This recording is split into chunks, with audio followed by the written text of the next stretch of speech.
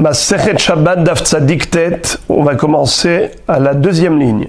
Tanu Rabanan, Yeriot Hatachtonot, Shel Techelet Veshel Argaman Veshel Tolaat Shani Veshel Shesh.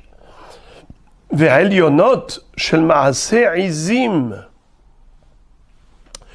Dans le Mishkan, il y avait, à part les 48 poutres qui constituaient la structure en bois, il y avait des tentures au-dessus qui servaient de toit. Alors il y a une mahloket entre Rabbi Yehuda et Rabbi Nechemia, à savoir, est-ce qu'il y avait 4 couches de tentures ou 3 couches. Tout le monde est d'accord pour dire que la première tenture, elle était en tissu. Celle qui était au-dessus, elle était fabriquée en poil de chèvre, ce qu'on appelle Notza shel Izim. Ensuite, la troisième, d'après une opinion, c'était en peau de Aurot Elim et Odamim, c'est-à-dire la peau de bélier rougie. Et quatrième couche, Or Tahash, de la peau de Tahash, qui était une bête extraordinaire que Akadosh Baruch Hu a présenté au Bnei Israël pendant cette période de la traversée du désert, justement pour fabriquer le Mishkan avec. Et la deuxième opinion nous dit qu'il n'y avait pas 4 couches, que 3, mais la troisième, elle était composée des 2 peaux, du Or Tahash et Orot Elim et Odamim. D'accord. On a déjà vu que celle d'en dessous, elle était faite en tissu, mais de différentes catégories. Il y avait de la laine et du lin.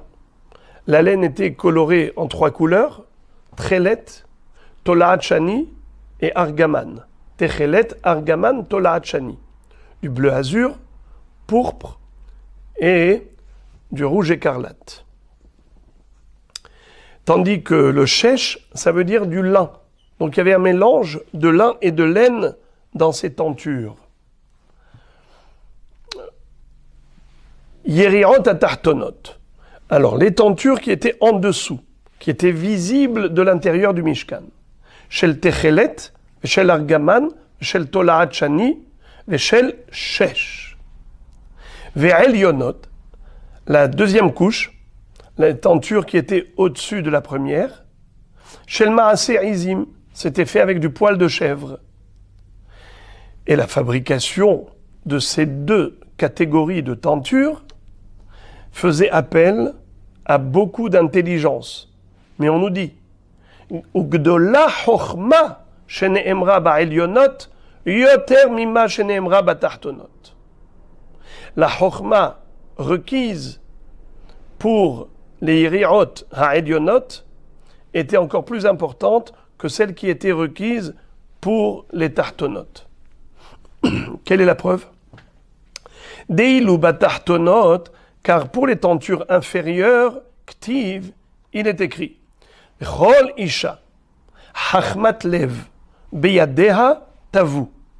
Toute femme qui avait un cœur intelligent, eh bien, elle a filé le fil de Tchelet, Argaman, Tolaat Shani, Veshesh Ve'izim avec ses mains. Ve'ilu ba'elyonot, tandis que pour la deuxième tenture, celle qui était au-dessus, Ktiv, Vechol Anashim, Asher Nasa Liban Otana, Bechochma, et toutes les dames qui ont eu une élévation de cœur, Nasa Liban Otana Bechochma. C'est pas simplement Chochmat Lev, Nasa Liban. Quelque part, Akadosh Baruch Hu leur a donné une Chochma Yetera, Tavu et Aizim.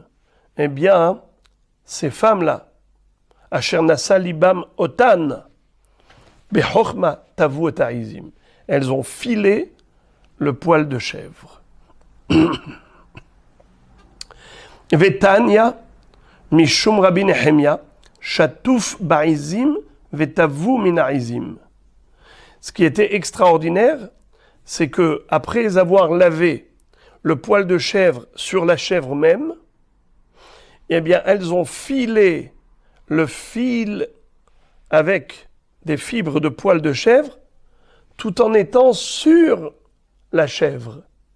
Et ensuite, ils ont tondu.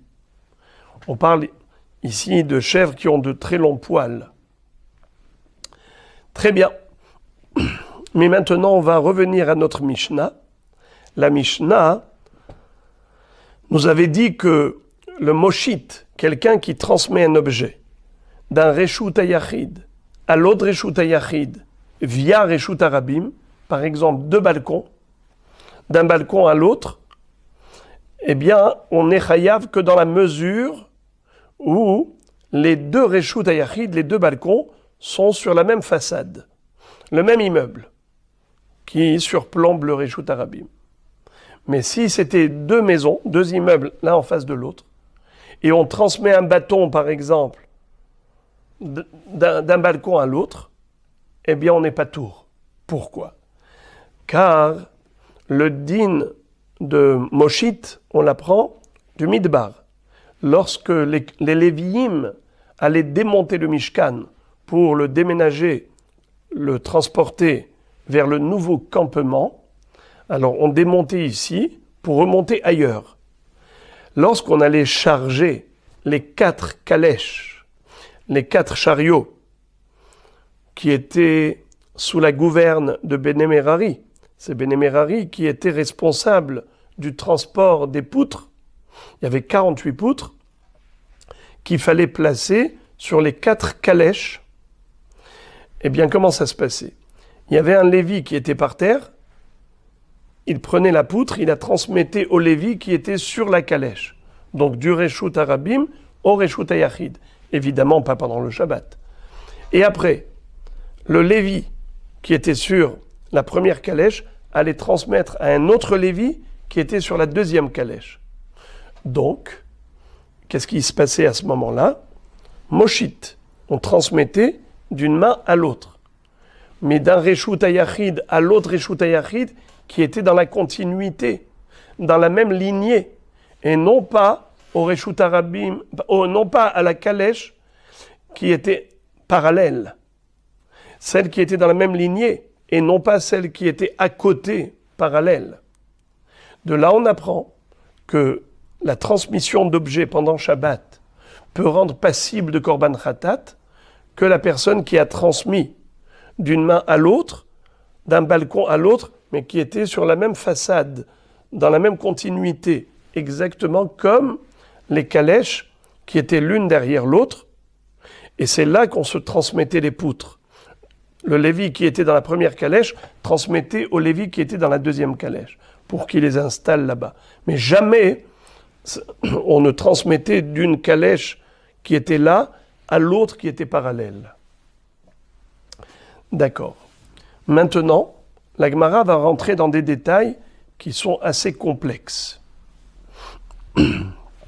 Ça revient au sujet qu'on avait déjà appris précédemment. Amarav, Mishum Rabbi Chia. Rav nous a enseigné au nom de Rabbi Chia. Agalot, les calèches, les chariots. Tahtehen, ou benehen, vetzidehen, reshut harabim.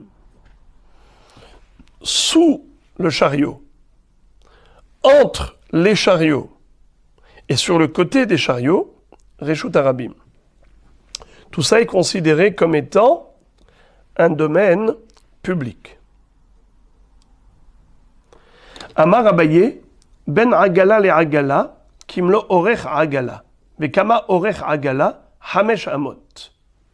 Abaye nous dit que entre une calèche et l'autre, ça veut dire les deux qui étaient parallèles, il y avait la même longueur, le même espace vide que la longueur d'une calèche. Vekama orech agala, chamesh amot. Quelle était la longueur du chariot ? 5 coudées. Donc, entre une agala et l'autre, il y avait combien d'espace vide ? 5 coudées, puisque on vient de dire que l'écart entre deux calèches parallèles, c'est exactement la même taille, la même dimension que la mesure de la longueur de la calèche. Très bien. Maintenant, la Gemara pose une question naïve. L'amali, be'arba amot ou palga, sagi. pourquoi est-ce qu'on avait besoin d'une longueur de 5 coudées au niveau de la calèche elle-même? On aurait pu se suffire de 4 coudées et demi. Et Rachid expliquait que si on avait mis les planches sur leur largeur, on a déjà appris que la largeur des planches du Mishkan, elles étaient d'une coudée et demie. Donc 3 fois une coudée et demie, ça fait 4 et demi. Alors la calèche aurait pu se suffire de cette mesure de 4 coudées et demi. Réponse qui est ridelo lithaku krashim. Pour ne pas que les krashim ne soient trop serrés et qu'au moment du voyage, elles vont se frotter. Alors il fallait qu'il y ait quand même un petit jeu entre elles, entre les planches. Amarava, tzide agala, kimlo rochava agala, vekama rochava agala, shete amot ou mechetza. Rava nous dit que les côtés de la agala équivalent la agala elle-même, c'est-à-dire que c'est la même mesure. Et combien mesurer la largeur de la agala? 2 coudées et demi. Donc, les côtés, c'est-à-dire les roues, avec le pivot qui tenait les roues, ça fait en tout 2 et demi, puisque les roues et la charrette elle-même avaient la même dimension. Donc je répète, la largeur du chariot c'est 2 coudées et demi. À partir de l'extrémité de la calèche jusqu'à l'extrémité de la roue, ça nous fait 1 coudée, 1/4, et pareil de l'autre côté. Ce qui fait 1 coudée, 1/4 et 1 coudée, 1/4, ça fait 2 coudées et demi. Et la calèche elle-même, c'est 2 coudées et demi. Donc, en tout, ça nous fait aussi 5 coudées. La Gemara pose une question, encore une fois naïve. La Mali, pourquoi est-ce qu'on avait besoin d'une telle largeur de 2 coudées et demi? Be'amta ou palga sagia, on aurait pu se suffire d'une largeur, d'un chariot dont la largeur ne fait que 1 coudée et demi. Pourquoi 2 et demi? Une et demie aurait pu nous permettre d'installer les poutres. Réponse qui est ridelo lidadou krashim, pour pas que les krashim ne basculent.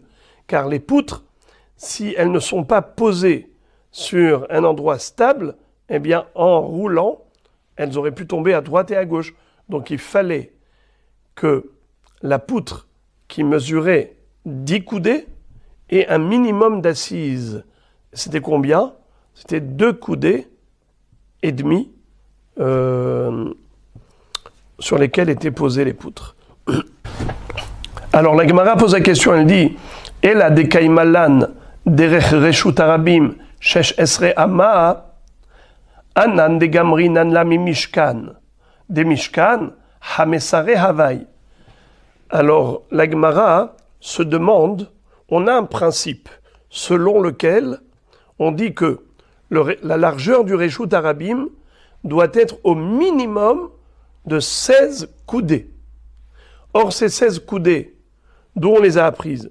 Du din de Mishkan, justement du transport pendant les voyages. Or, d'après le calcul qu'on vient de faire, ça nous donne que 15 coudées. La largeur de chaque calèche, incluant les roues, ça nous donne 5 coudées.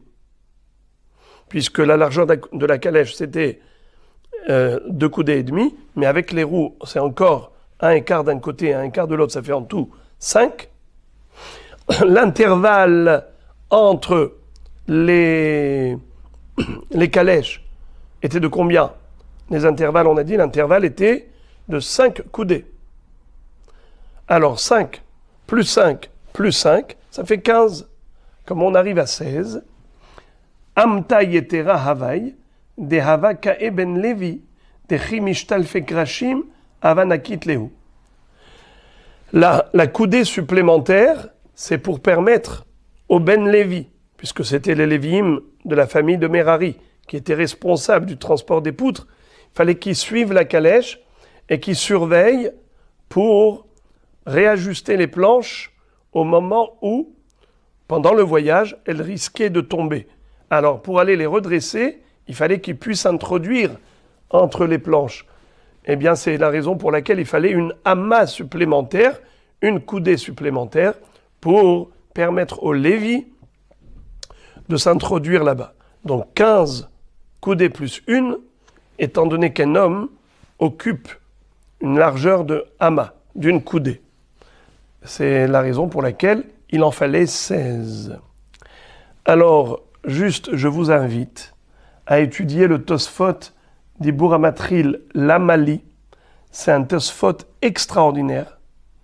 Il pose une profusion de couchiotes sur Rashi, et suite à toutes ces objections, Rabbeinu Tam réfute le pirouche de Rashi, et il donne un pirouche selon lequel les deux ragalotes qui étaient sur le côté, qui étaient parallèles, en fait étaient reliés avec des poutres, des barres, des tasseaux, et en fait c'était deux ragalotes qui marchaient en parallèle pour pouvoir tenir ces longues poutres, parce que sinon, d'après Tosfot, ce n'est pas possible, même sur 2 coudées et demi, si on met une longueur de 10 coudées, eh bien forcément ça va basculer de part et d'autre, surtout d'après le Mandé Amar qui dit que les krashim n'étaient pas homogènes, n'étaient pas rectangulaires, ils étaient plutôt triangulaires. Donc il y a un déséquilibre au niveau du poids. Donc Tosfot vaut vraiment la peine d'être étudié avec profondeur, c'est magnifique. La Mishnah, Huliyat Habor Vehasela Shehem Gevoim Asara Verohban Arba'a Hanotel Mehem Veanoten Al Gaban Hayav Pahot Miken Patour. Cette Mishnah nous décrit la configuration d'un Reshut HaYachid. Il existe plusieurs sortes de Reshut HaYachid. C'est important de le savoir, car Shabbat, il est interdit de transférer un objet du Reshut HaYachid au Reshut HaRabim, ou le contraire, du Reshut HaRabim vers le Reshut HaYachid. Ou bien même déplacer un objet dans le domaine public au-delà de 4 coudées. Reshut HaYachid, il y a plusieurs façons de l'imaginer. Par exemple, un espace clôturé. J'ai un domaine, il est clôturé avec une barrière qui fait 10 tfachim. Un tefach, c'est 1 point, donc l'équivalent de 10 points. Asara tefachim de hauteur au niveau de la barrière. Donc l'espace interne s'appelle domaine privé. Et donc, transférer un objet de là-bas vers le domaine public, c'est une avéra de Hotza'a. Il y a une autre sorte de Reshut HaYachid. Ce n'est pas un espace qui est entouré d'une barrière, c'est un espace qui est surélevé dans le Reshut HaRabim.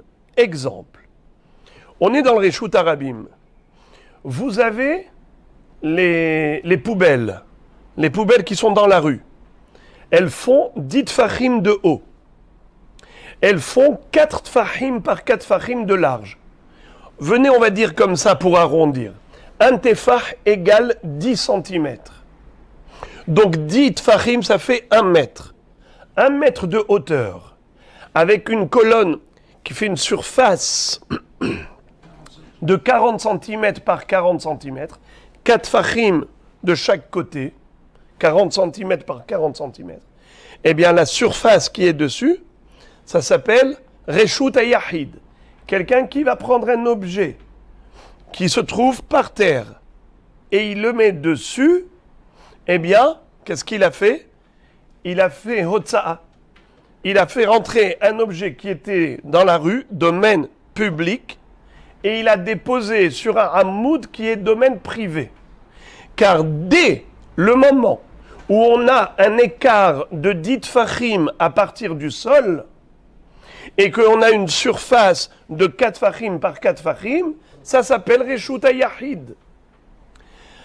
Maintenant, la Mishnah nous apprend également que le Reshut HaYachid n'est pas que en hauteur, c'est même en profondeur. Par exemple, un puits. Vous avez un puits.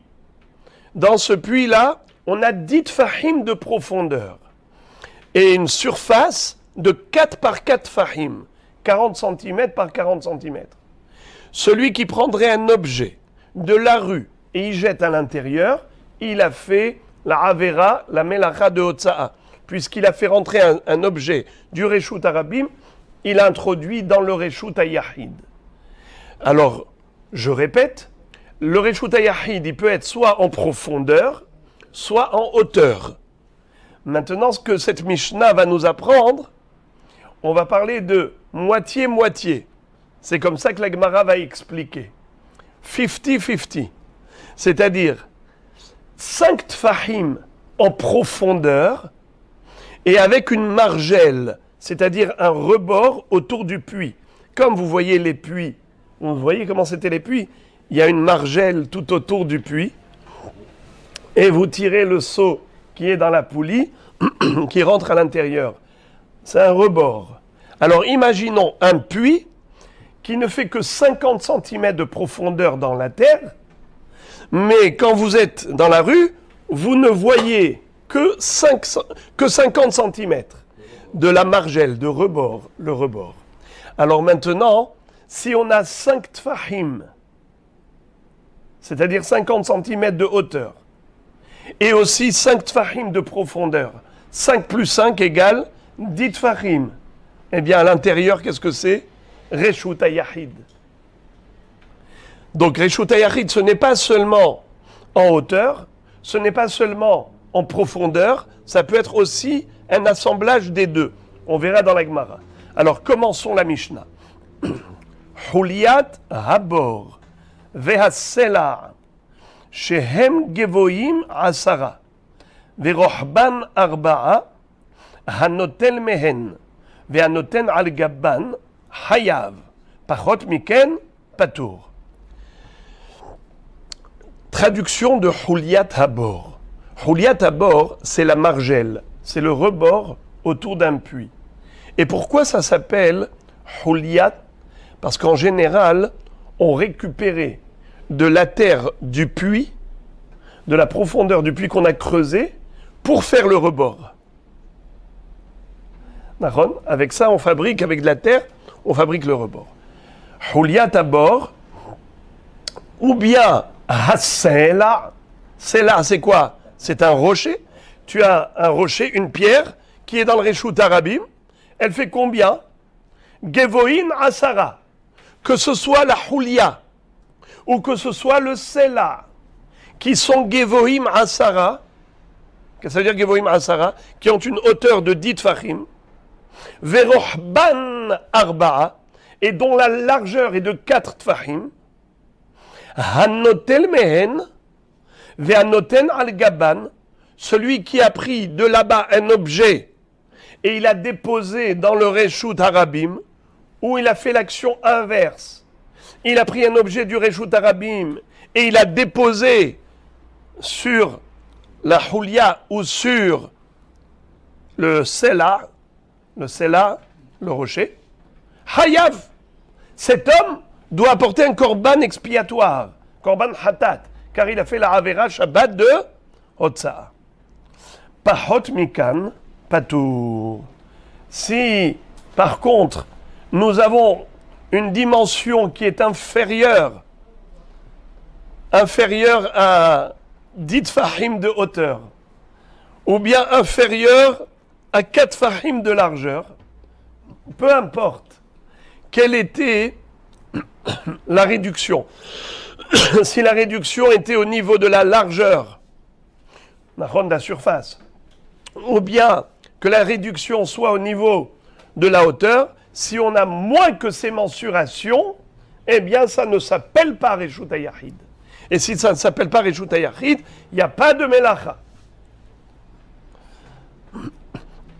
Très bien. La Gemara pose la question suivante, et elle dit: la mali le mitne Huliat Habor ve'asela litne Habor ve'asela. Pourquoi la Mishnah nous a parlé de la margelle, du rebord, Huliat abord, Ve'asela, et du, comment il s'appelle, du rocher. Je ne vois pas pourquoi elle avait besoin de s'exprimer ainsi. Elle aurait pu dire soit le rocher, soit le puits. Habor, Ve'asela, soit un puits, soit un rocher. Quelle est la différence? Eh bien, ils sont diamétralement opposés. Le rocher, il est haut, le puits est profond. Alors, c'est beaucoup plus simple. Tu veux m'enseigner qu'il existe deux catégories de Reshut HaYachid, l'un en hauteur et l'autre en profondeur. Tu aurais pu parler plus simplement. Pourquoi faire compliqué si on peut faire simple? Litne Habor ve'asela. Réponse. Mesaya le Rabbi Yohanan. Cette Mishnah vient soutenir la thèse de Rabbi Yohanan. De'ama Rabbi Yohanan, car Rabbi Yohanan nous a enseigné. Bor ve'huliata mitztarfin le'asara. Un puits et sa margelle s'associent pour constituer les dites fachim. Et c'est comme je vous ai dit. C'est-à-dire 5 tfahim de profondeur et 5 tfahim de hauteur de la margelle. En tout, ça constitue en effet 10 tfahim à l'intérieur du puits. Eh bien, c'est Reshut HaYachid. On n'a pas besoin que ce soit 10 tfahim de profondeur ou 10 tfahim de hauteur. Même moitié profondeur et moitié hauteur, ça s'associe pour constituer l'espace Reshut HaYachid. Tanya Name Hachi. La Gemara cite une baraïta pour confirmer ce qu'a dit Rabbi Yohanan. Car Rabbi Yohanan, c'est un Emora. La baraïta, c'est des Tanaïm. Alors ça fait toujours plaisir à un Emora quand on lui dit, tu sais, ce que tu as dit, c'est juste. On l'a déjà retrouvé dans un enseignement des Tanaïm. C'est le cas. Tanya Name Hachi. Bor Birshut Arabim. Un puits qui était dans Reshut Arabim, Amoka Asara ou Rehava Arba'a, qui était d'une profondeur de 10 tfachim et d'une largeur au minimum de 4 par 4 tfachim. En memal'in hemena beshabbat. On n'a pas le droit de puiser de l'eau de ce puits pour déposer le seau dans le Reshut Arabim.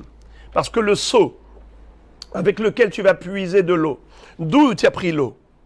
Du Reshut HaYachid, du puits. Et où tu vas maintenant poser ce seau? Dans le Reshut Arabim, sur le sol. C'est Assour, Otsa'a. Très bien, ça c'est clair. Alors comment tu fais? Elaimken asu la mechitza gavoa asara tefachim. Qu'est-ce que ça veut dire? Bravo. Si tu as envie maintenant de te servir de puiser de l'eau, eh bien avant Shabbat, sois prévoyant. Tu apportes des planches et tu mets 4 planches autour du puits, c'est-à-dire que tu puisses avoir la possibilité de puiser, de prendre le seau et tu le poses par terre. Et pourquoi il n'y aura pas de problème? Car ça y est, même le sol autour du puits est devenu Reshut HaYachid grâce à ces 4 barrières que tu as mis autour et tout va bien. Et là, imken asulo mechitza gvoa asara. Les barrières, elles seront de quelle hauteur? 10 tfachim. Les hauteurs, ce sera en effet des barrières d'1 mètre. Et tant qu'on n'a pas mis, comment, distance? Comme on veut, autant qu'on veut. On s'éloigne du puits et autant qu'on veut d'espace, on crée un espace Reshut HaYachid autour du puits. Comment? On a déjà dit qu'il faut un minimum de 4 tfachim dans la largeur du Reshut HaYachid, 4 par 4. Ici, j'ai déjà un puits qui est large et je veux avoir la place même pour le seau, alors forcément il me faudra un espace plus grand. En tout cas, il faudra une mechitza des 4 côtés qui mesure au minimum en hauteur 10 tfachim, 1 mètre. Tant que je n'ai pas fait ça, ve'en shotin hemena beshabbat, ela imken yichnis la rosho verubo. What is it? Maintenant, moi, j'ai soif. Comment je vais faire? Je vais puiser de l'eau et je vais boire ici. On a déjà dit que c'est Assour. Lama, tu prends de l'eau du Reshut HaYachid et tu fais sortir dans le Reshut Arabim. Assour. Alors tu sais ce que tu peux faire? Tu vas me dire, attends. Moi je suis malin. Tu sais ce que je fais? Je puise l'eau, mais je vais pas ramener vers moi le seau ou la cruche. La cruche, je la laisse comme ça en l'air, là-bas, au-dessus du puits, et je penche ma tête, et je fais comme ça, et je bois. Et ma tête, elle est où? Au-dessus du puits. Et comme ça, tout va bien. Assour. Pourquoi? Parce que très facilement, tu peux ramener vers toi la cruche. Et donc, très facilement, tu peux amener du Reshut HaYachid au Reshut HaRabim. La seule chose qu'on te permet, c'est que tu te penches tellement que Rocho Verubo Birshut HaYachid. C'est-à-dire, ta tête et ton corps, bon, les pieds, ils sont évidemment dans le Reshut HaRabim, les pieds, mais ton thorax et plus ta tête, ils vont être au-dessus du puits. Tu t'attrapes sur quelque chose et tu bois. Mais si tu mets juste ta tête, alors très facilement tu peux ramener vers toi. Comme ça. Et maintenant, ce qui nous intéresse, c'est la fin. Car toute cette braïta qu'on a citée, c'est que pour la dernière phrase. Ubor vechuliata mitztarfin le asara. Voilà. La margelle et le puits s'associent pour constituer la profondeur de 10 tfachim. Bien qu'il y ait 5 tfachim en profondeur et 5 tfachim en hauteur de la margelle, bor vechuliata mitztarfin le asara. Voilà la preuve qu'on a apportée à Rabbi Yochanan. Maintenant, les amis, puisqu'on en parle du Reshut HaYachid et du Reshut HaRabim, la Gemara va poser une question très curieuse.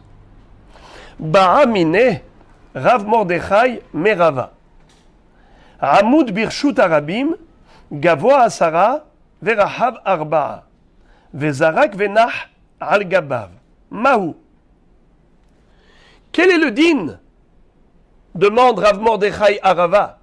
Si j'avais dans le Reshut HaRabim une colonne, on a déjà dit, une colonne qui fait 1 mètre de haut, avec une surface de 40 cm, ça c'est pour être arrondi. Mais si vous voulez que je sois un mahmir, un tefah 8 cm. Quelle est la hauteur de la colonne? 80 cm, 8 x 10. Et la largeur, 4 fahim. Si un tefah c'est 8 cm, 4 x 8, 32. Donc une surface de 32 par 32 cm. D'accord?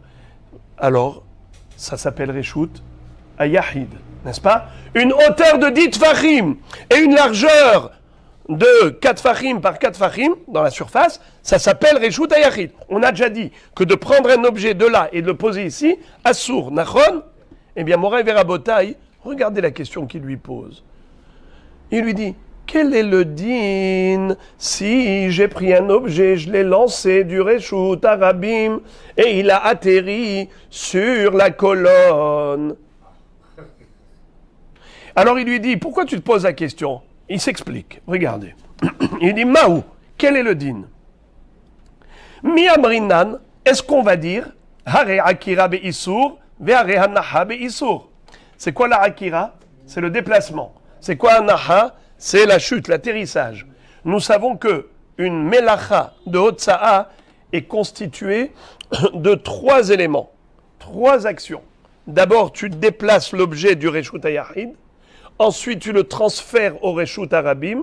Ensuite, tu le déposes dans le Reshut HaRabim. Akira, Havara, Hanaha.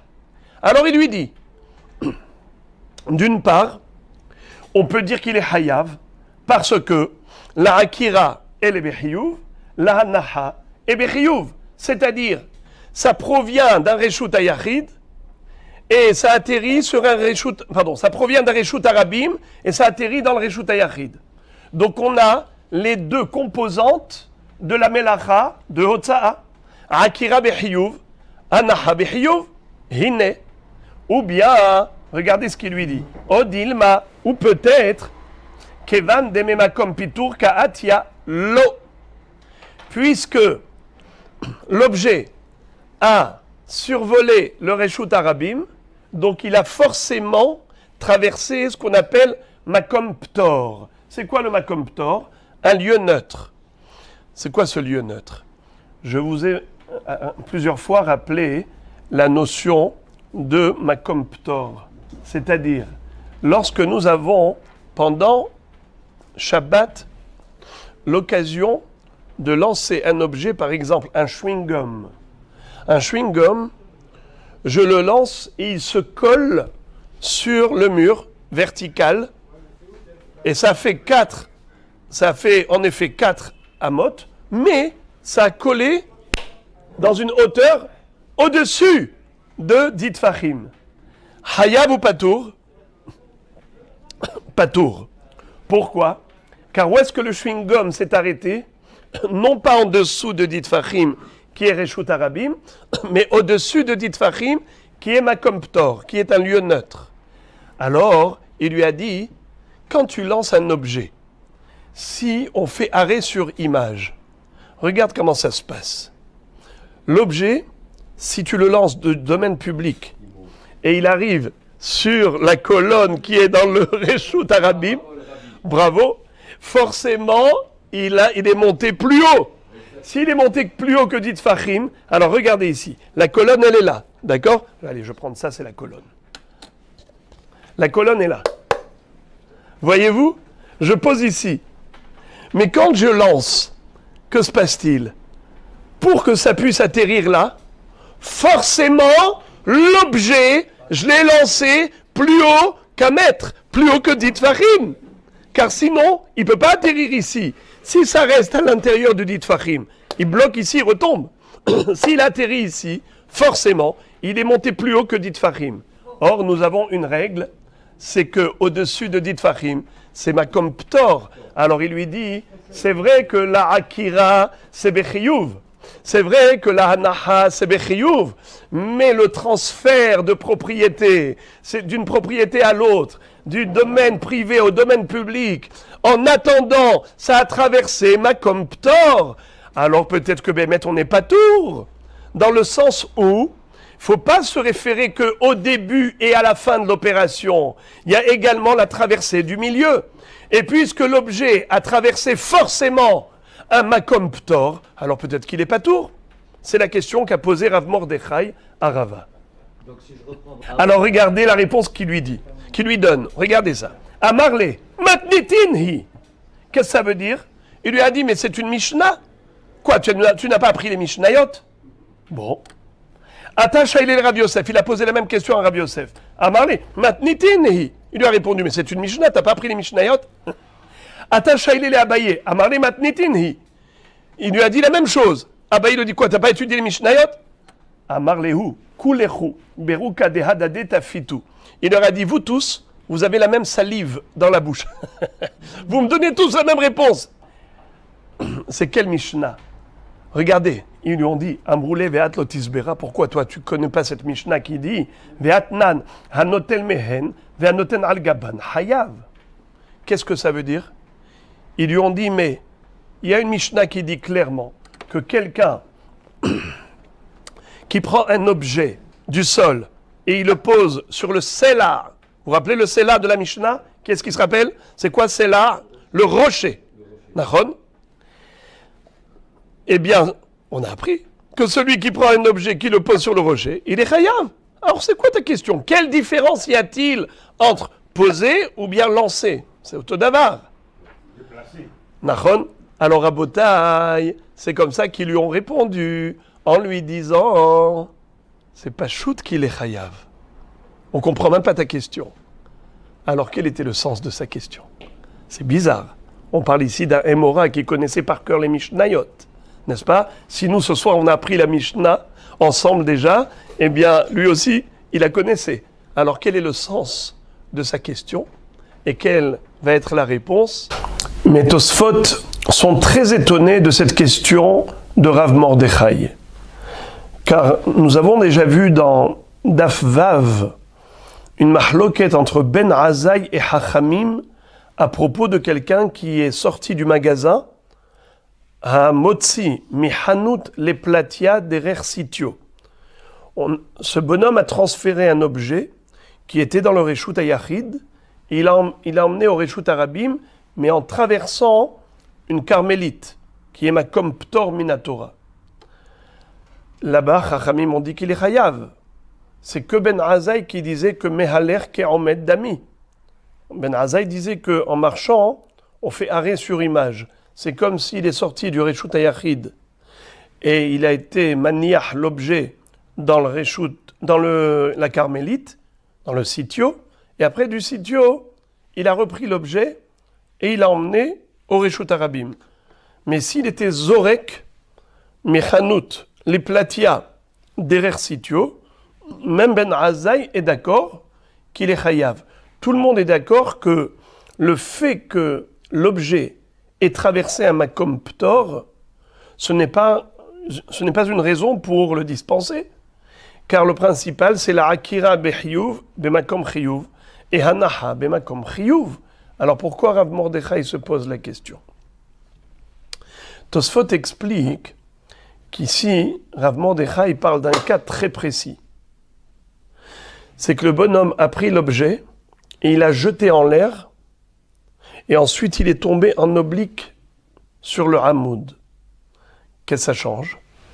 La différence entre quelqu'un qui lance un objet qui est parti comme une flèche dans un sens horizontal ou quelqu'un qui a lancé vers le haut et donc c'est vertical. Le jet de l'objet est vertical. Il monte vers le haut. Quand il retombe, alors ce n'est pas le koach de l'homme, ça s'appelle koach koho. Lorsque je lance un objet tout droit en face de moi, comment est-ce que l'objet avance? Grâce à la force de ma main, que j'ai introduit dans l'objet. Mais si je lance en hauteur, eh bien ma force, elle a accompagné l'objet jusqu'en haut, mais après quand il retombe, ça veut dire que, ça y est, ma force s'est éteinte. Il redescend que par lui-même. Alors c'est de cela qu'il s'agit. Et étant donné que la Akira, avec le lancement de l'objet vers le haut, ça s'est estompé, après ça il y a eu une Hanaha, alors peut-être que cette Hanaha n'est pas attribuée à l'action de l'homme. En d'autres termes, est-ce que l'homme est Chayav que pour Koho, c'est lui qui, avec son Koach, il a fait la Akira et la Hanaha, ou bien, même dans Koach Koho, il a lancé vers le haut, et que c'est retombé ensuite, ça s'appelle Koach Koho, est-ce qu'on est Chayav même dans ce cas? Car si tu me dis que son Koach, il s'est arrêté dans le Makom Ptor, et ensuite il est redescendu du Makom Ptor, alors lui, il a envoyé au Makom Ptor. Ce n'est pas lui qui a ensuite envoyé au Reshut HaYachid. Donc comme s'il y a eu du Reshut HaRabim au Makom Ptor par le Koach de l'homme, et après du Makom Ptor au Reshut HaYachid, ce n'est pas l'homme. Voilà le sens de la question d'après Tosfot. Mais le Ramban Nachmanide, lui, comprend la question différemment. Il dit que, en réalité, même si l'objet, je l'ai lancé directement, c'est-à-dire qu'avec le koach de l'homme, ça atterrit sur le Reshut HaYachid. Seulement, le Ramban dit que nous avons une règle. Reshut HaYachid ola ad la rakia. Généralement, le Reshut HaYachid occupe l'espace jusqu'au ciel. Mais ce pourquoi?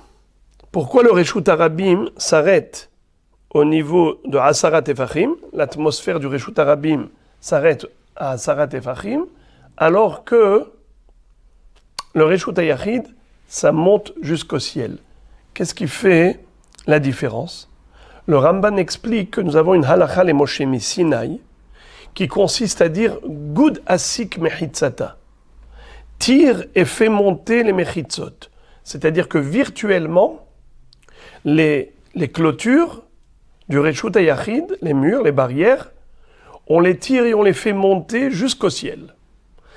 Et donc l'espace du Reshut HaYachid est entouré de mechitzot virtuels. Mais ça, ce n'est valable que pour un Reshut HaYachid qui a au moins d'itfachim de clôture. Des clôtures qui font d'itfachim de hauteur, et on tire ces clôtures vers le haut. Par contre, une colonne, ce qu'on appelle amoud, un bloc, qui est posé dans le Reshut Ayarid, qui est posé dans le Reshut Arabim, qui est Reshut Ayahid, parce qu'il a des parois, il a des parois en effet, des façades de 10 tfachim de haut avec 4 tfachim de large, mais avec une surface qui est fermée. C'est-à-dire que c'est un bloc, et autour de ce bloc, il n'y a pas de mechitzot. Les parois qui sont en dessous, elles n'ont pas une forme de paroi, parce qu'il n'y a pas de cavité, il n'y a pas de creux. C'est juste un bloc, avec des façades. Il n'y a pas de vrai mechitza. Donc je ne peux pas dire Gud asik mechitzata. Alors le Ramban est mechadesh un hidush atzum. Il dit que là, on ne va pas appliquer la règle de Reshut Hayachid Ola ad la Rakia. Au-dessus de ce Reshut Hayachid, le Avir, c'est un Avir Makom Ptor. Comme au-dessus de dit Fachim du Reshut Arabim, c'est Makom Ptor, ainsi, au-dessus d'une colonne qui est Reshut Hayachid, puisqu'il n'y a pas de vrai Mechitzot, bien que la surface elle-même, elle est Reshut Hayachid. La surface, elle est Reshut Hayachid. Mais le Avir, il est Makom Ptor. Alors c'est quoi le sens de la question de Rav Mordechai? Rav Mordechai va dire comme ça. Si tu prends l'objet et que tu le poses sur le Reshut Hayachid, il y a en effet le bas de l'objet est posé sur le Reshut Hayachid, mais l'épaisseur de l'objet se trouve dans le Makom Ptor. C'est pour ça que Rav Mordechai s'est posé la question.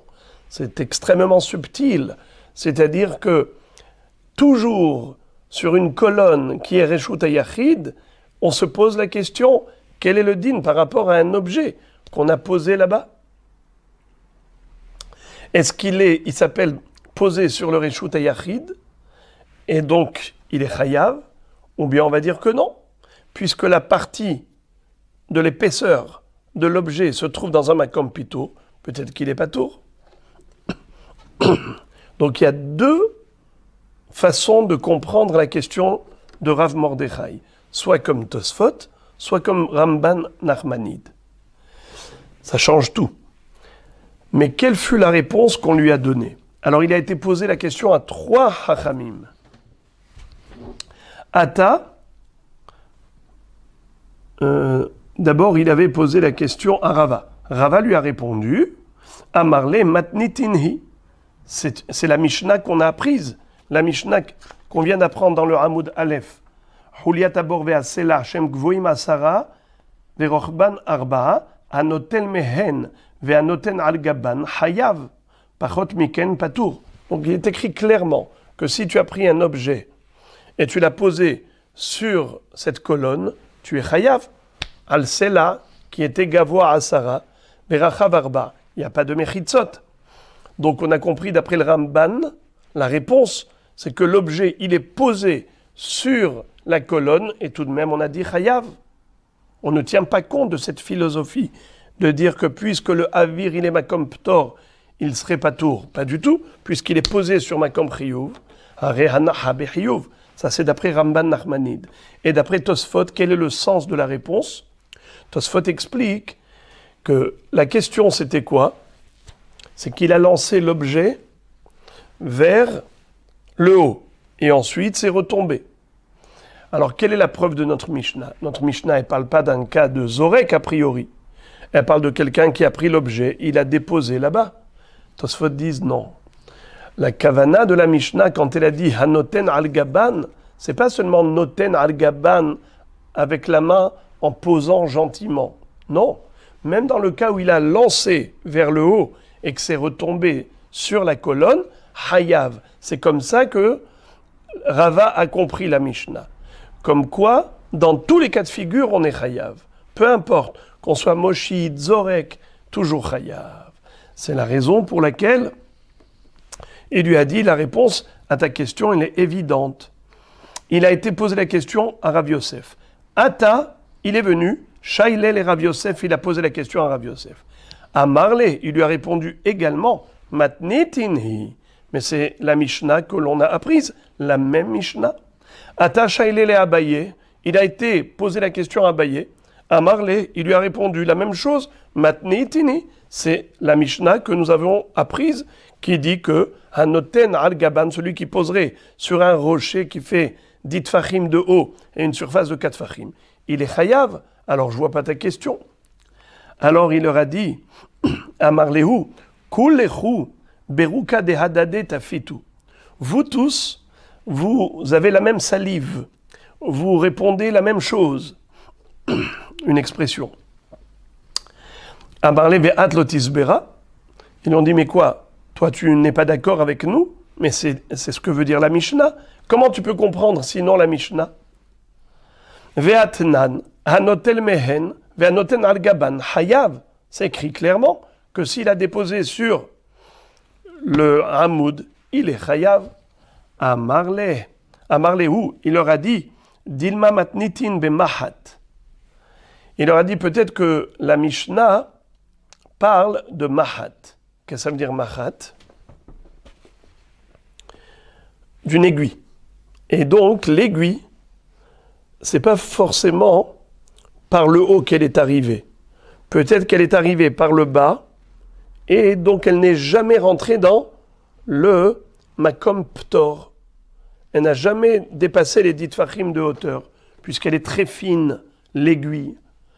Alors ils lui ont dit mahat nami, ifshar delomidalia purta. Ils lui ont dit mais d'accord, l'aiguille, même si elle est fine, mais elle a tout de même une épaisseur. C'est vrai qu'elle est très petite, cette épaisseur, mais elle existe. Donc, l'aiguille, quand elle est posée sur la colonne, alors, selon Ramban, il faut dire qu'il y a une épaisseur qui est au-dessus de 10 tfachim, et selon Tosfot, ou Rashi, c'est monté au-dessus de Makom Ptor, et ensuite ça atterrit. Donc c'est forcément monté au-dessus de 10 tfachim. Alors il leur a dit non, ce n'est pas obligé. Je peux te dire des hitleh moracha. Il y avait une pointe. C'est-à-dire que c'est vrai que le hamoud, le sela, le rocher de la Mishnah, c'était un hamoud qui faisait 10 tfachim, mais il y avait peut-être un rebord, une bavure, et l'aiguille s'est posée là-bas. Mais cette moracha, ce rebord-là, qui était une extension du Reshut HaYachid, était un peu plus bas que 10 tfachim, et c'est considéré, Horé Reshut HaYachid, nous dit Rashi, c'est considéré comme un trou du Reshut HaYachid, comme une annexe du Reshut HaYachid. Mais dans la réalité, c'est en dessous de 10 tfachim. Donc ce n'est pas monté au-dessus de 10 tfachim, donc ce n'était jamais dans le Makom Ptor. Comme ça, ils réfutent leur preuve de la Mishnah. Inami, on peut encore réfuter la Mishnah, la preuve de la Mishnah, en disant Inami de Ramia ve Haritza. Peut-être que la Mishnah parle d'un sela qui était en effet avec 4 tfachim de surface et 10 tfachim de hauteur, d'accord. Mais l'aiguille, elle est rentrée dans un haritz, c'est-à-dire qu'à l'intérieur de cette surface, il y avait une fissure. Cette petite fissure a permis à l'aiguille de se faufiler dedans. Eh bien, on est chayav tout de même. Et cette aiguille, pourtant, n'est pas montée au-dessus de 10 tfachim. Et c'est comme ça qu'ils réfutent leur preuve. Donc Rav Mordechai est resté sur sa fin, puisque la réponse qu'on lui a donnée, il a réfuté. Donc le Safek reste entier pour Rav Mordechai. Et maintenant, la Gemara va passer à autre chose. Amar Rav Miyasha. Rav Miyasha nous enseigne. Il nous relate un Safek de Rabbi Yohanan. Ba'e Rabbi Yohanan s'est posé la question suivante. Kotel birshut arabim. Un mur qui se trouve dans le Reshut Arabim. Gavoa Asara. Qui mesurait 10 tfachim de hauteur. Ve'enora havarba. Mais cette clôture était étroite. Elle ne mesurait pas 4 fachim de surface. Ou moukaf les carmélites. Et cette clôture entourait une carmélite. Carmélite, on a déjà appris que c'est un makom ptor minatora, mais qui est considéré un reshoot qui est assour midérabanan.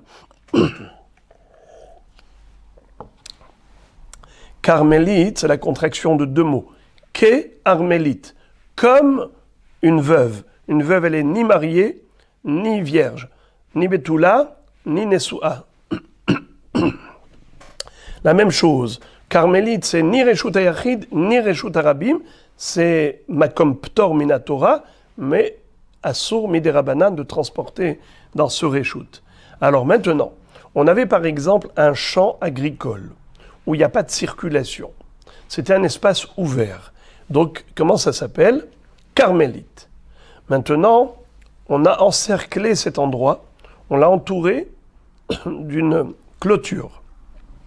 Cette clôture, elle faisait 10 tfachim de haut, mais la clôture, elle était fine. Elle ne faisait pas 4 tfachim de large. Donc, on ne pouvait pas se servir au-dessus de la clôture. C'était comme ça, on va dire, un tefar, par exemple. Tu ne peux pas trop te servir comme si c'était un reshoot de 4 fachim. D'accord. La question, c'est quoi? Ve'asao reshoot hayachid. La clôture a transformé la carmélite, évidemment, en reshoot hayachid, puisque c'est devenu un espace clôturé, un espace clos. Ve'zarak ve'nahal gabav. Maintenant, quelqu'un était dans le reshoot harabim, il a pris un objet, il a lancé, et où est-ce qu'il a atterri? Sur la surface de cette clôture. Alors la question se pose, Maou, quel est le din? Est-ce que ça s'appelle Hotsa'a, plutôt Hachnasa, du reshoot harabim, il a posé sur un reshoot hayachid, et donc il est chayav ratat? Ou bien non, puisque la clôture elle-même, elle n'a pas une surface de 4 fachim, alors c'est vrai qu'elle est haute de 10 fachim, mais elle n'a pas une surface de 4 fachim, donc elle n'est pas reshoot hayachid. Alors cet homme serait patour. On va lire dans le texte. Maou, quel est le din? Mi amrinan, est-ce qu'on va dire kevan she'eno rahav dalet, puisque la clôture ne fait pas 4 fachim de large, mais comme ptour, eh bien c'est considéré comme un lieu neutre. Tout endroit qui ne fait pas 4 fachim de large, eh bien il s'appelle makom ptor, et donc il devrait être patour. Odilma, ou peut-être kevan de asao reshut hayachid, keman de malidamia, puisque la clôture, elle entoure un espace, on peut considérer que cet espace est plein d'objets jusqu'à la hauteur de la surface de la clôture, comme si tout était plein. Et donc, c'est comme si on avait 4 fachim de surface. Alors celui qui a déposé un objet qui était dans le reshoot harabim et il a mis sur le kotel, eh bien il serait chayav, puisque le kotel est considéré reshoot hayachid. C'est la question qu'a posée Rabbi Yochanan. Oula répond. Amar Oula. La réponse, elle est facile. Kalva Homer, c'est un raisonnement d'a fortiori. La ahirim ose mechitza, les atzmo lechol sheken. Si déjà cette clôture a transformé la carmélite en reshoot hayachid, à plus forte raison que la surface de la clôture, la surface elle-même, c'est sûr qu'elle est considérée reshoot hayachid. Et donc il est chayav. Répétons. Kalva Homer, les ahirim ose mechitza, les atzmo lechol sheken, s'il peut transformer les autres en reshoot hayachid, a fortiori que lui-même, il est devenu reshoot hayachid, donc il est chayav. Itmar nami. Et d'ailleurs, nous avons une autre version selon laquelle c'est Rabbi Yochanan lui-même qui va donner ce même enseignement.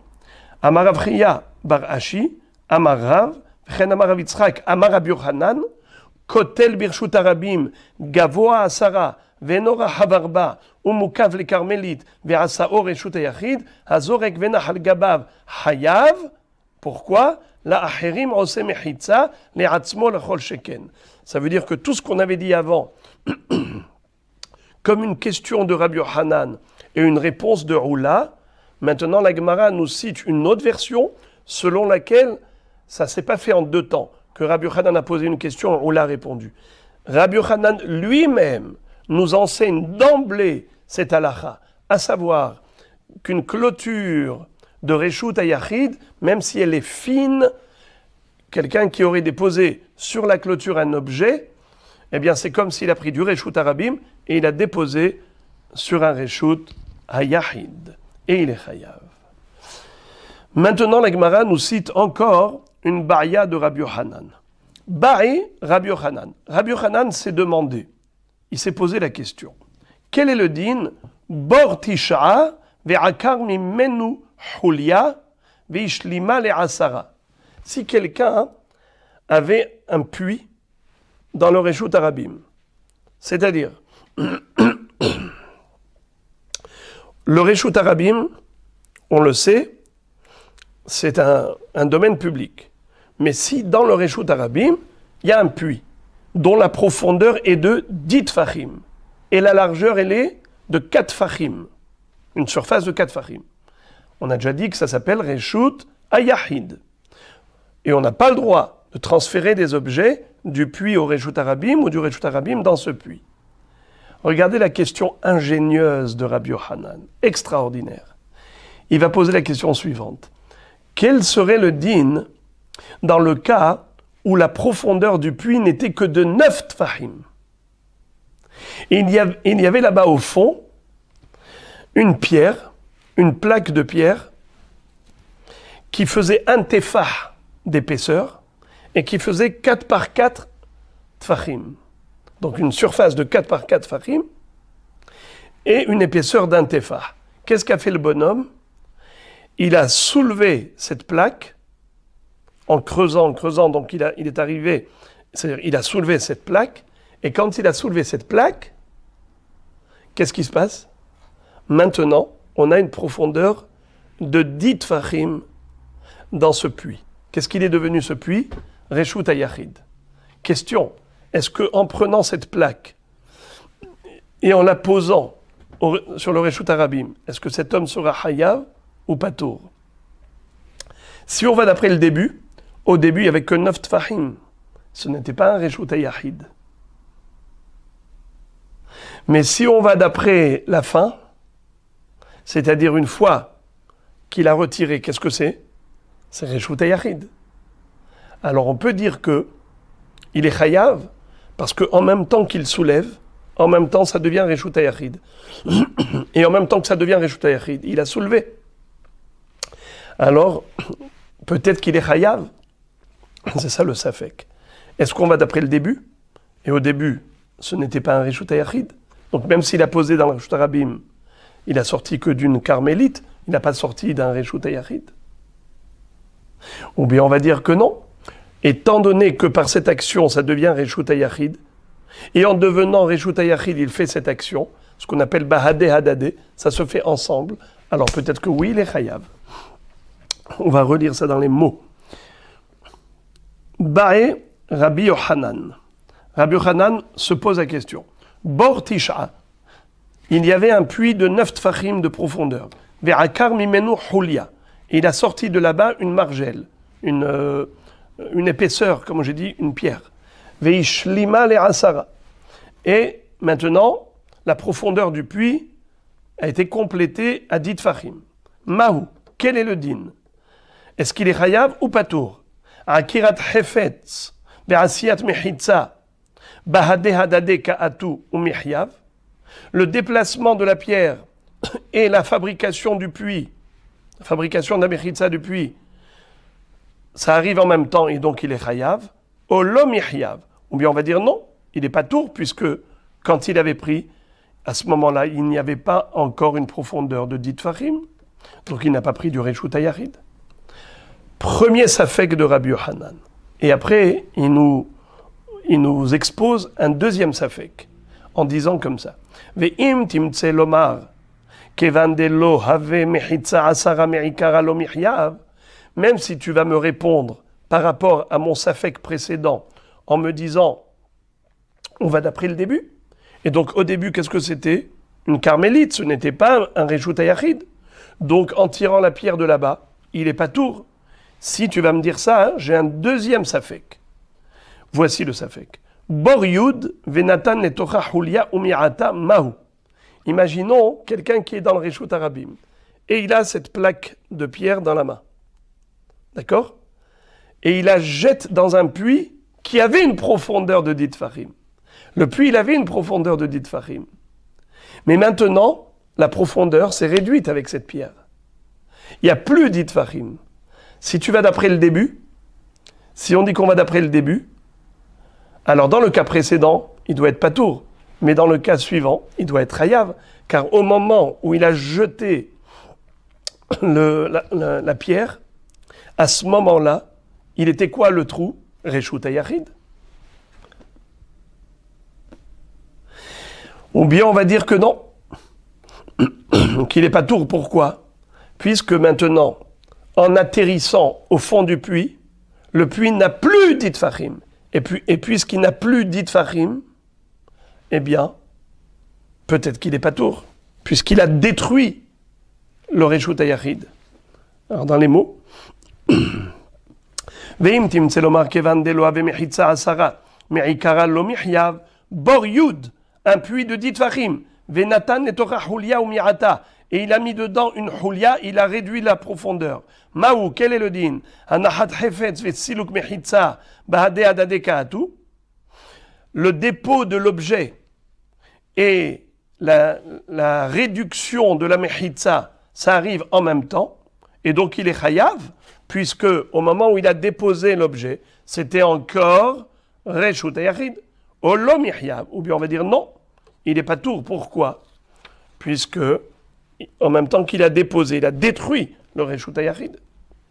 La Gemara propose de résoudre le problème de Rabbi Yochanan de par un enseignement que lui-même a donné de par ailleurs. Tifshotle medide, tu peux résoudre la question de Rabbi Yochanan de par lui-même.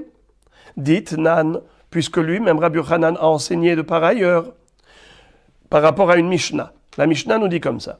Azorek arba amot bakotel, quelqu'un qui a pris un objet et il a lancé dans le Reshut Harabim 4 coudées. Ça veut dire que l'objet a fait un parcours de 4 coudées. Azorek arba amot bakotel. Alors maintenant, qu'est-ce qui s'est passé? Cet objet-là, qui a touché le mur, il y a deux possibilités.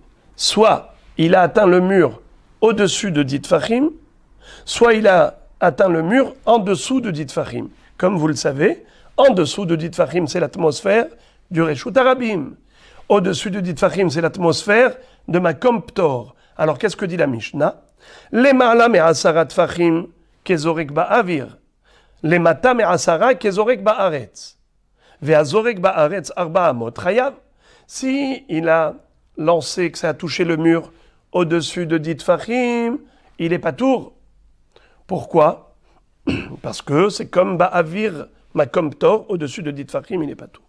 Mais si ça a touché le mur en dessous de 10 tfachim, dans l'atmosphère du Reshut Harabim, c'est comme s'il avait lancé sur le sol. Or, quelqu'un qui a lancé un objet sur le sol du Reshut Harabim pour une distance de 4 coudées, évidemment, il est chayav. Fin de la Mishnah. Et par rapport à cette Mishnah, on s'était posé une question à laquelle Rabbi Yochanan avait répondu. Ve'avinan ba, et on s'était demandé à ce propos, ve'halonach, pourquoi est-ce que celui qui a lancé l'objet, et ça a touché le mur en dessous de 10 tfachim, tu me dis qu'il est chayav. Ma pitom chayav, mais comme ça a touché le mur, ça a rebondi et c'est tombé en arrière. Si c'est tombé en arrière, donc il n'y a pas 4 amot. C'est comme si c'est tombé à l'intérieur des 4 amot. Moins de 4 amot, c'est pas une melacha. Et là-dessus, Rabbi Yochanan avait répondu très joliment.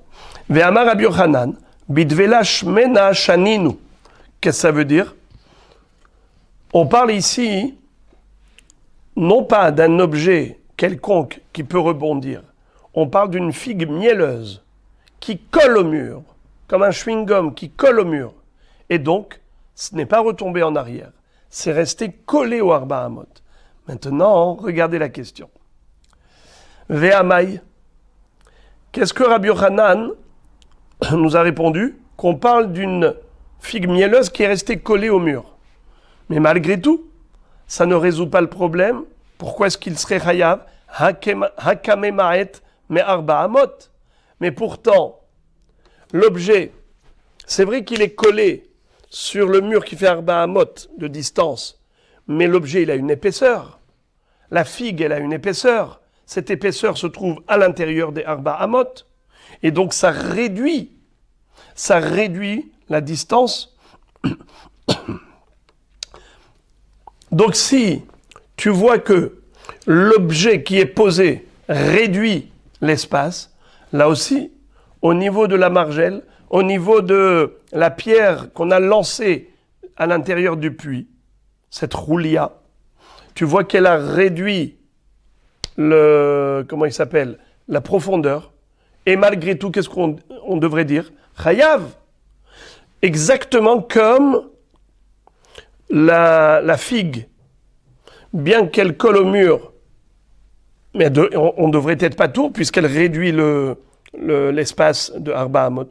Et qu'est-ce que tu dis malgré tout? Non, on ne va pas d'après la fin de la figue, on va d'après le début de la figue, ce qui touche au mur. Pourquoi? Car au moment où la figue s'est collée au mur, il n'y avait pas encore de figue.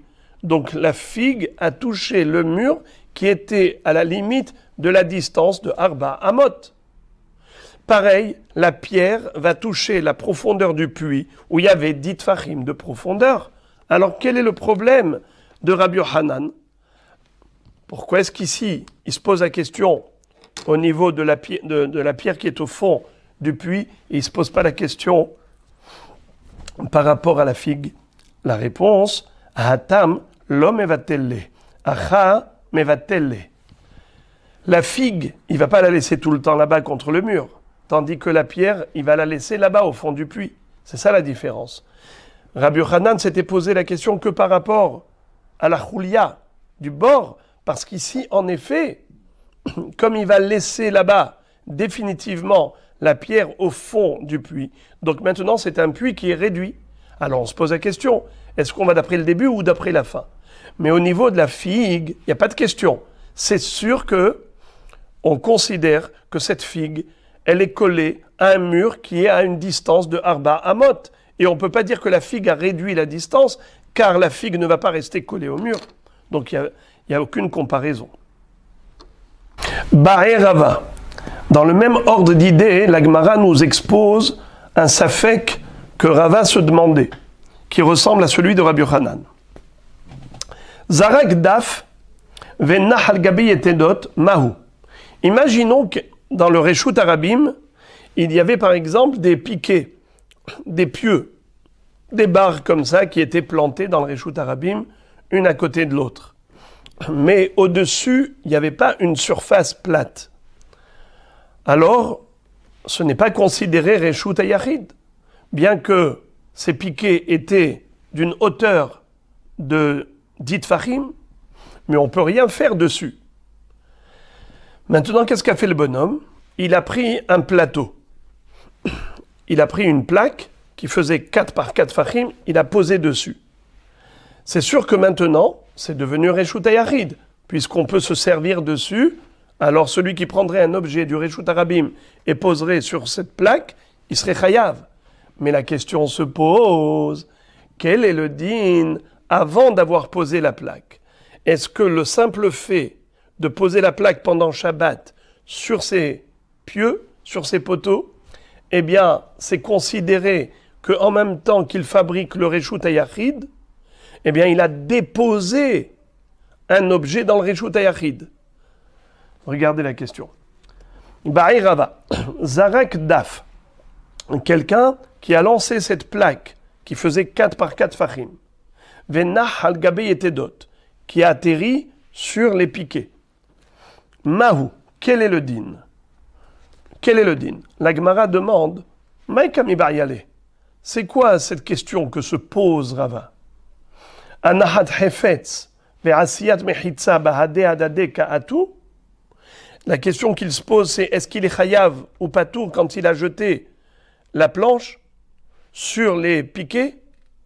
Est-ce qu'on va considérer qu'il est chayav parce que, en même temps qu'il a posé cette plaque, eh bien, c'est devenu Reshut HaYachid?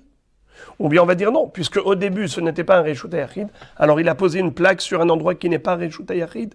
C'est ça le Safek? Haïnou de Rabbi Yochanan, Boker Tov. Eh bien, il répète exactement le même Safek que Rabbi Yochanan. Seulement, il parle d'une configuration différente, mais c'est le même principe. Alors la Gemara dit non. En fait, Rava, il pousse le bouchon encore plus loin. Ki kami ba'yale le Rava, kegon dezarak daf vehefetz al gabav. Maï. Rava se pose la question, au cas où la personne avait une plaque de 4 par 4 fachim, et dessus il y avait un objet. Et qu'est-ce qu'il a fait? Il a lancé cette planche sur les piquets. Maintenant, qu'est-ce qui se passe? L'objet qui était sur la plaque, maintenant on se pose la question. Pas par rapport à la plaque. Même si tu vas me dire que pour la plaque on n'est pas tour, je me pose la question par rapport à l'objet qui est sur la plaque. Kevan de bahade hadade ka'atu, kehanahat hefetz ve'asiyat mechitza hadami. Puisque l'objet était collé à la plaque et la plaque, au moment où elle est tombée dessus, elle n'était pas encore dans un Reshut HaYachid. Maintenant, c'est devenu Reshut HaYachid. Alors même l'objet, il est arrivé en même temps que c'est devenu Reshut HaYachid. Eh bien, pas tour. Odilma, kevan delo efshar, delo midla purta vehadar nayah, ke'asiyat mechitza ve'anahat hefetz dami. Ou bien on peut raisonner autrement. C'est que quand il a lancé la plaque avec l'objet dessus, à un moment donné, il y a eu un sursaut de l'objet. Il a rebondi. Donc d'abord la plaque s'est posée, ça a fait rebondir l'objet est retombé. Alors là, je peux te dire que ça s'est fait en 2 temps. D'abord la plaque, elle s'est posée, donc maintenant c'est un Reshut HaYachid. L'objet qui était posé dessus par le choc, il a rebondi, il est retombé. Donc, c'est le fruit de l'homme, de l'action de l'homme. Donc peut-être qu'il serait chayav à ce titre-là.